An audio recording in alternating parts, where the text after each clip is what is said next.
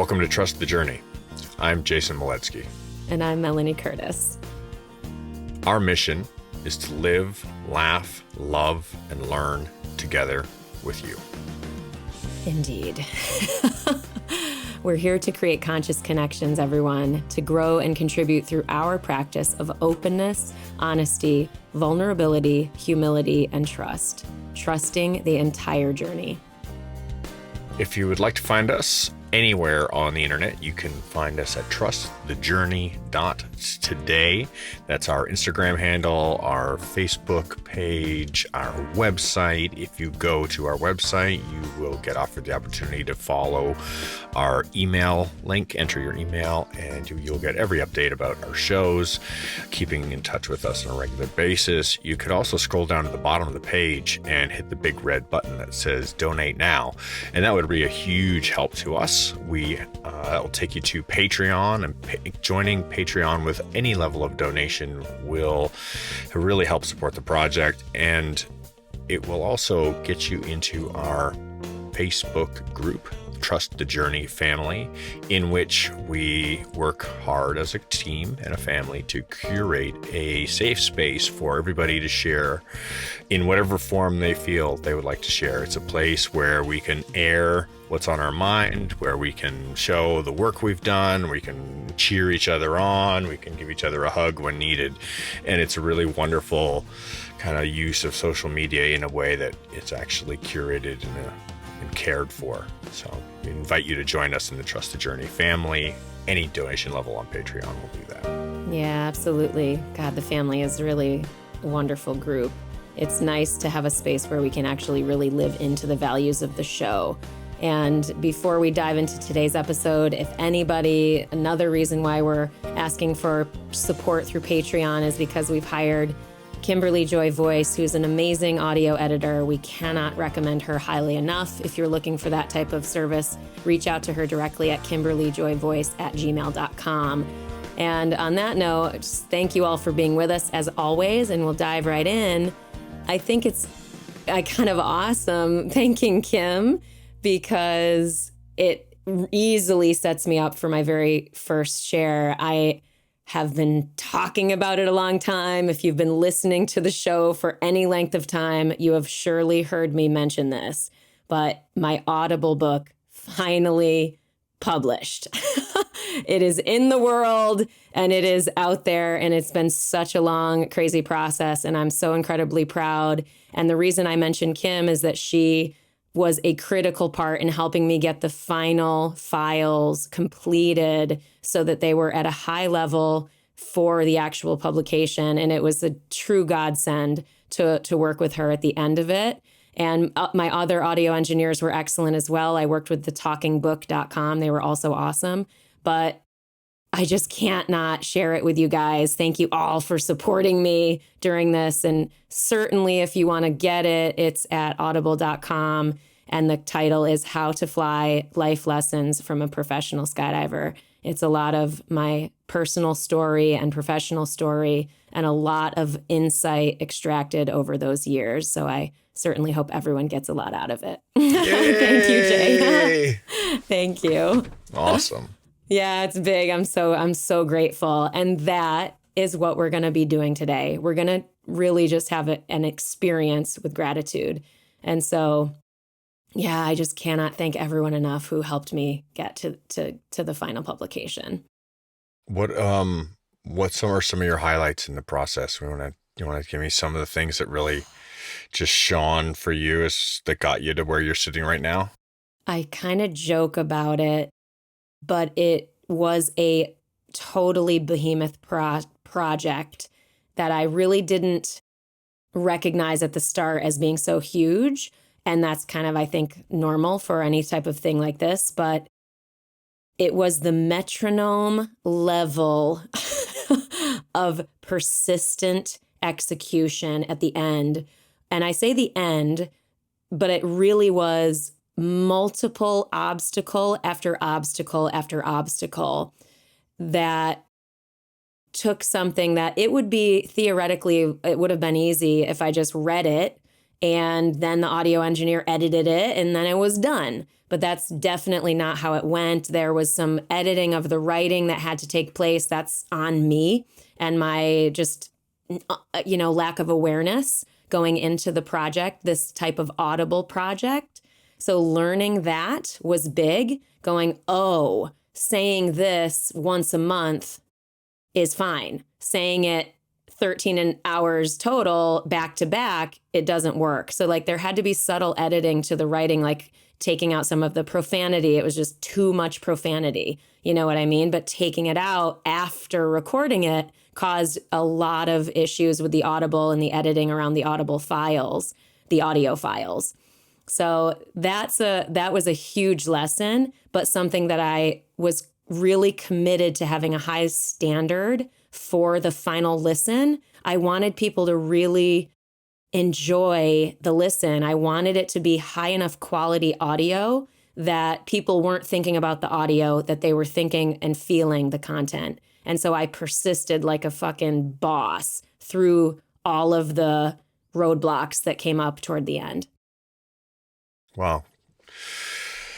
That's a huge project. I can't, I'm so detached from your experience there. I know. I've seen your enthusiasm level as of late to completing it. So that's the only reference point that I have in relationship to how much work must have gone into it. So congratulations. Huge pat on the back for you, Mel. Thank you.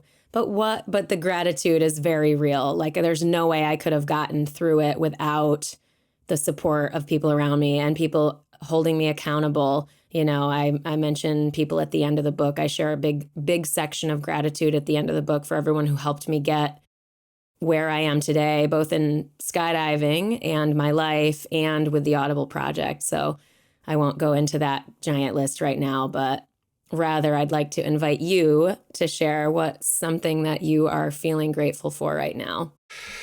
Well, I am sitting in the forest right now. I'm in Oregon, by the way. It's cool. I'm enjoying temperatures in the low 60s right now. It's probably 63 degrees and it's moist and cloudy and I'm surrounded by green trees and all of these things are soothing me right now. And I'm incredibly grateful for the respite from the heat wave that has blown through that, it's made all the way up into Canada now. It's been moving its way up through the Western US for a few weeks. And so escaping that heat wave has been incredibly valuable, as well as getting the rest. I sleep much better when it is cooler. So I'm really grateful for that. Last week, I did myself a solid and I went and got some coaching. Yeah. So I got some canopy coaching. Yeah. Whoa, awesome. Yeah. I bought myself a new wing a little while ago, and my plan had been all along that as soon as I got that new wing that I was going to go and get some coaching on it from somebody that actually specializes in that particular area and that type of flight. So I spent last week out on the California coast with Sin Curry, with Raven Wolf, I'm gonna have to double check on the name. It's Raven Wolf Sky, I think is what it is. So learning high speed, high wind kiting and learning mini wing flying and coastal soaring. So lots of things to be grateful for in my world. Yeah. And part of the reason we wanted to do a gratitude episode, peeps, for those of you listening, is because we've been sharing, I think, recently about how intense things have been on both our sides with all the things that we're doing. If people can see if you're watching on YouTube, then you'll see it. But if you're just listening, you can see I'm sitting with some stuffed animals behind me. I've got a little Rabigale here. We got Cuddles, which I got for 10 cents at a garage sale when I was a kid. I'm in my childhood home. I'm visiting my family for a few weeks, which is something that actually kind of was born from COVID because I made sure to quarantine and all of that last year so I could come up here for a significant amount of time with Matil and just work from here. And I'm making it sort of an annual thing where I'm just coming up here working for an extended period of time to have real time with my mom and my family and I'm so grateful for that, like truly grateful for that. If I think about, the times that I made efforts to come and hang out with my grandmothers when they were still alive, I've mentioned that I'm so incredibly grateful for that time, that even though I'm totally overloaded and we're like, oh my God, how can we even do an episode? We're like, let's be in the practice, man. Let's just be in the practice. Let's share some gratitude. And that's it. So like being here, wanting to spend time with my family and running multiple businesses. Yeah, I'm overloaded. But the truth is, I'm fucking grateful, wildly grateful to be here. Yeah, I can't echo that enough. The gratitude is real, and it is the superpower that we have to practice to employ when we are challenged with the number of things that are stressing us, or just our availability to ourselves. And the gratitude doesn't, it's not something that we have to make a big deal out of. It's pretty simple. I'm grateful for my meditation practice. Mm-hmm. Just the littlest thing. I'm grateful for my van. Mm-hmm. My van is my escape. Yeah. I can put myself yesterday I sat and I worked from the Oregon coast. So I was parked up against some dunes with some long grasses blowing in the breeze and the waves crashing on the beach, and, taking care of my responsibilities remotely from this mobile office of mine, my mobile home. And that's one of the things I'm grateful for, is having done this for myself, having created this space in which enables me to be in the places that enrich me, that allow me to feel that calmness and the ease and the refilling of the cup per se. Yeah, totally. I'm grateful for that awareness, honestly. I definitely remember times in my life where I wasn't as self-aware, such that when I'm in an experience like this, where, okay, I say I want to spend time with my family, I want to spend time, I want to do this, or I want to have a mobile life or whatever. Then when I was living it, I wasn't as connected to going, oh, this feels good. And there's reason to note that. I've worked over the years to really elevate my own self-awareness, such that now that I'm sitting here with Cuddles and little Rab Gail and Matilda somewhere in my mom's living room, and I feel the ease in my body, even with all of the stress going on with the multiple businesses and all of the Audible book promotion and just all the million things that we could always be doing, or whatever challenges we might be facing. I can feel that it's right for me. And I'm grateful that I have cultivated that skill for myself so that I can separate myself when necessary from those stresses, to be present and to be truly in the gratitude and in the experience of what I've chosen that is right for me. Yeah. Good job. Thanks. It's a long time coming. Yeah, it's a lot of hard work purging. Yeah.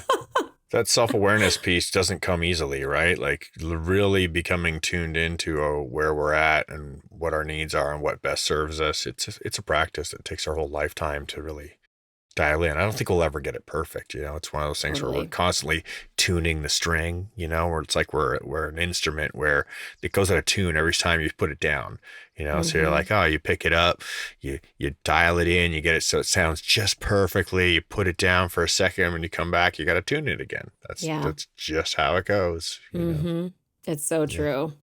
Oh my God, I'm in no way perfect. That's for sure.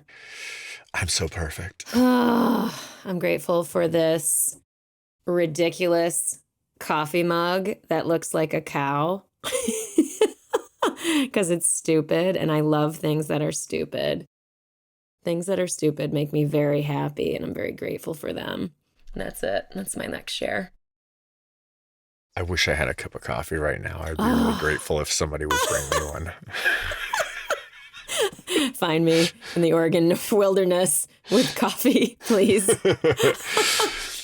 I had to stop drinking coffee a while ago because my guts were getting too sensitive to it. It was too acidic Oh, and it was just causing me too much pain. Even though I really enjoy coffee, it's just one of those things where it's not serving me anymore. I've got to learn to step away from it. And having recognized that for myself, having said, okay, now this has to change, I have to be conscious of this, I made a point to leave my little coffee press out of the van so that I'm not able to make myself a cup of coffee.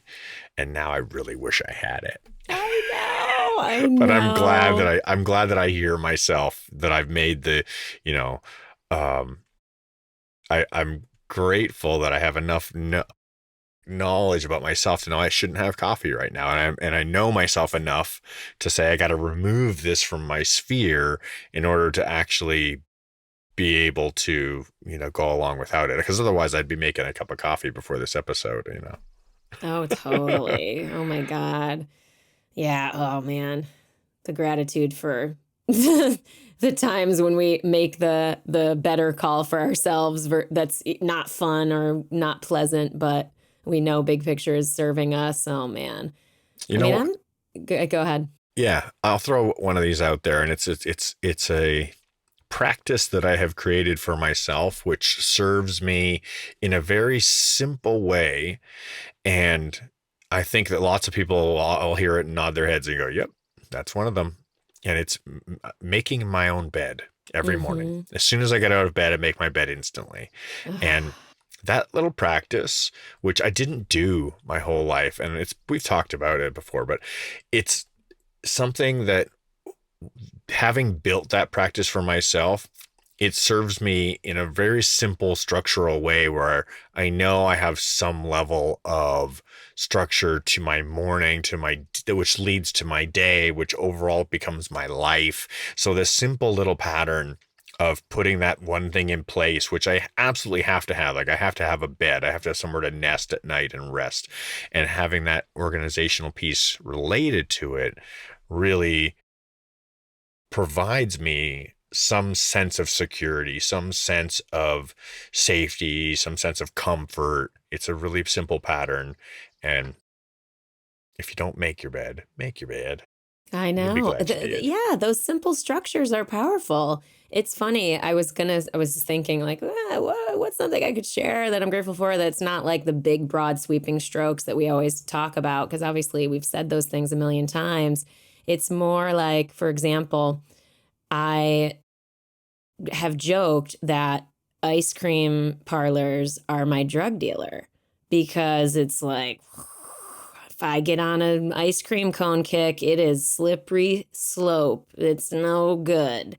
It's good, but it's no good. So I'm grateful for my friend texting me when I'm here, being like, hey, have you visited your drug dealer? How's it going? Like, what's up? Checking in on me. So my friends checking in on me. And another thing I've been doing that's back to the structure piece is because I've been wanting to get rid of the like 10 pounds that I gained through COVID isolation and home living. And I'm doing okay, but I'm still sort of eating a lot of food and all of that. It's a different conversation. But I've implemented the simple structure of not eating after 8 p.m. Because sometimes I stay up late and I just want to keep eating because it's just my brain just sort of keeps going. And just that simple structure of feeling accomplished for when I honor that boundary, it's helping. It's helping. And it's interesting watching the ice cream cone thing as my sort of go-to food addiction in the summertime.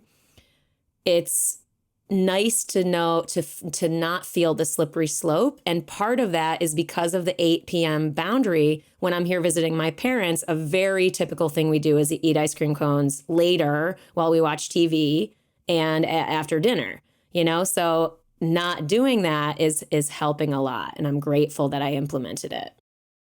Yeah, the intermittent fasting, setting that schedule up, it's really powerful as far as weight management and body content. Our what level of fat and muscle we have in our body. I see a huge difference in myself when I'm on that program, and I completely relate to you because that time too of later on in the evening, when it's after, say, 8, 9 o'clock, that is when our decision making, our moral stamina of, we're like, yeah, no, I've got this, I'm good. It runs out. It Yeah. literally runs out. We run low on the ability to make good decisions when it gets late at night. So one of the things that we can do for ourselves, which I'm grateful I do a pretty good job of, is put a clear boundary around those later hours in the evening so that there's no key decision making being made in that time. And so that's what you've done for yourself, is create a clear boundary for yourself so that you're not allowed to make eating decisions at 10 o'clock at night, which Exactly. will most definitely go towards something scrumptious, right? Ah, I know. I know. I'm grateful my mom found this sweatshirt. It says "Give love" on it. Whoop. Oh, I had no idea where I put it. I was like, where did that thing go? Had no memory that it was here. I show up and my mom's like, here, you left this here. And I was like, yes. So I'm grateful for that. I'm grateful for so many things. I'll tell you one of my favorites: quiet. Mm. Quiet is such a hugely important thing to me. Like finding peace and just having a silence and quiet, it just brings me such a massive amount of inner peace. I'm a reflection of that outside environment of what's going on around me. So I'm incredibly grateful to find peace and quiet and just have that resonating through me. I'll tell you something else. Mm-hmm. I'm grateful to see my friends and family doing well for themselves. Yay. Yeah. Saw some friends recently doing great. Just Oh, doing great. wonderful. Just life's good. They're figuring it out, doing the right things, taking care, making the right decisions, and happy and quiet and peaceful because of it.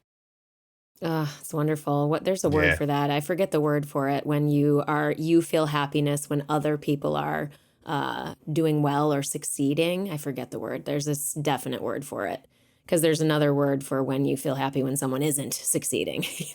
The like negative sort of averse side of that same emotional coin. But yeah, that's wonderful. It's a big deal. I'm grateful for my family's health. I can always go to those places. I'm so grateful for my family being healthy and well, grateful for my own health and well being with other friends that I know that struggle with pain and struggle with just disease, just malaise and challenge with their physical body. I truly count my proverbial blessings when I feel the strength in my legs, when I can go to sleep at night and actually go to sleep at night. Those types of things. I really try not to take the physical health and physical experience of my body for granted because I can easily focus entirely on the emotional, mental side of life because I'm so interested in that. But yeah, when I step back, I'm like, oh, my body works. Thank you. Mm, I can completely relate to that. Yeah. I had an opportunity last week while I was out flying to catch myself, like see myself playing. And I was first time in a long time where I was just playing in the air. Mm, And I found myself being playful. I wasn't in a state of like trying to learn something or just trying to execute something. It was really just truly about, I'm just playing right now. And oh, that moment is something I haven't felt in a very long time. And it brought me a ton of gratitude. Just a oh, ton, of really just being like, oh yeah, this is what it feels like to play. Oh, this is so good. I like oh, this. so healing. Yeah. Play is so healing. One of the one of those sessions I was in this week, it's in a community that I'm a member of called Sala. It's sort of based on the root of salon, the old salons, when people would come together and have meaningful dialogue and meaningful connection. A lot of what we do in the Trust the Journey family and what we do here in this microcosm of salon, you and me. But this particular group there was guys in the group, Scott O'Neill, I think is his name. Just met him, but he published a new book called Where Your Feet Are. And it's I'm not done with it, but it's sharing a lot about his practice of presence and his life story in terms of getting to really, really getting it for himself, what it means to be where your feet are. And I was totally going somewhere with that share and my brain lost it. What were we talking about before? I was like, what did you say? You were, let's see. What did you last say? You said something awesome. And I was like, oh, yeah. I was playing. Oh, playing. Yeah. Yeah. And so to be present, to be where your feet are, to play is like really present activity. Like really, I don't feel like I'm able to access play unless I am being where my feet are, unless I am being here in this moment. And it's interesting because gratitude is so powerful. I am also wildly grateful for all of my work opportunities. I am wildly grateful for my life coaching clients. I love them deeply. I am wildly grateful for Highlight and that work. Love it deeply. So that gratitude can really help me through the times when I am challenged with a work crisis or a work situation or just feeling overloaded in general. And it can sometimes pull me out of presence with those other things. So like watching that balance, you know what I mean? And applying my gratitude does matter because honestly, and this is, I don't know, it's not like my life is full of everything wonderful, but it's full of a lot of really wonderful things because I've really tried to make that my reality. And as such, I've found that I really do need to apply my gratitude to the places where I want to prioritize at the moment, because it's so easy for me to prioritize work because I am so grateful for it. You know what I mean? When I really am like, okay, I want to put my phone aside and I want to be with my mom and I want to do whatever we're going to do and have fun. Yeah. It's great. I'm grateful for my friends and family. I've been so blessed to be back on the road a little bit right now and touring around, engaging with people that I haven't seen in a while. And I've got a picture right here. This is one of my families here. This is Jackson and Autumn and Kaya and Sylvan. Yeah. And I just got to see Sylvan for the first time since he was born. And he's almost a year and a half old now. And it was so great to check in with my friends and actually spend time with the kids and get the cuddle puddles and the pylons and listen to them reading stories to me, which I had to read to them before. And now Kaya just reads to me. And it's just great to get some time with so many people that I haven't seen in so long. So huge gratitude to the change in the world right now, allowing more connection to occur. And I'm grateful to myself for proactively engaging in making this happen, where I'm literally seeing a friend that I haven't seen almost every day right now, where I'm like making a point. I'm going from one place to the next and I'm hugging people and I'm kissing them. Making it wet weird. Kisses. Yeah. Making it weird. Yeah. So that's on my vision board, by the way. Make it weird with a heart. Make the love weird. Yeah, absolutely. I love it. Well, the truth is we wanted to do this episode today to give ourselves the experience of really reflecting on what we're grateful for, so we aren't going to do our normal length of episode. We're going to cut it early today on purpose for the sake of we are going to do a gratitude practice be in that work, quote unquote, for ourselves and in sharing with the family, with you guys listening. And so, gosh, not that we need to end it right this second, like certainly, Jay, if you have more to share, we always have a million things to share. That's why I could go on and on and on and on and on and on if I really wanted to. And so I would invite you guys to do it, even 60 seconds when you end this episode, or pause it. Do 60 seconds of your own gratitude, maybe inspired by what we've shared, maybe inspired by just what you think up. But yeah, give it a shot. Try it. See how it impacts how you're feeling and your day to day. Yeah, it really does change our body chemistry. The actual energy of our cells shifts in a positive way, where we start to feel different from how we're feeling when we move into a gratitude practice. So it's a real thing. It really does work. And I'm going to throw one more volley of love and gratitude on the table, because I've got these wonderful humans in my life that mean so much to me. Julie, she's just incredible. Tucci's amazing. Jamie, Brad, Melanie, Brett, all my peeps. It's my peeps. People are there for me, and I love them. So I want to just put out some gratitude to my core group and my loved ones. Thank you. Oh, ditto. Ditto, ditto, ditto. Love you. Ugh, love. Yeah, I'm not going to even start. But I could not echo that more. The support that we get from our loved ones, at least for me, the support that I get from the people that I trust and love the most, that I can be my most vulnerable self with, it's bar none the biggest value in my life. And I could not be the person I am today without that. And I love you. And I know you are, if you are listening, you know who you are. So hell yeah, my friend. I am grateful for you. Everyone listening, we are so grateful for you.